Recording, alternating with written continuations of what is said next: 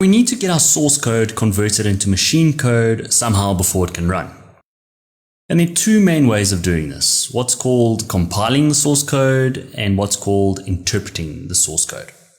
And most languages you'll deal with will naturally fall into one or the other, but I think it's worth knowing the difference because you are going to be encountering these terms a lot in your programming career.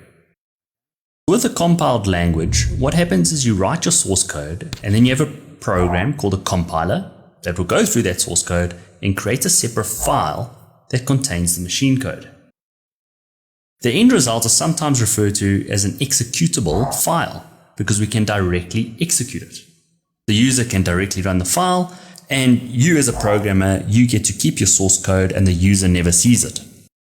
Clyde, what are some examples? Well, okay. Programs, languages such as C++ or Java, they need to be compiled before they run. All that means is that the source code has to pass through a compiler, which translates it into bytecode that the machine can understand and then execute. And when a program is compiled, it's often compiled for a specific platform. For example, an IBM platform, which will only work for IBM computers, and no other platform, so it won't work on Apple computers. So what's interesting is that most high-level languages today includes their own compilers, or they have toolkits available that can be used to compile the program. If you want another example, a good example of a compiler used with Java is Eclipse. And an example of a compiler used with C and C++ is the GCC command. Depending on how big the program is, it should take a few seconds or minutes to compile, and if no errors are encountered while being compiled, then an executable file is created.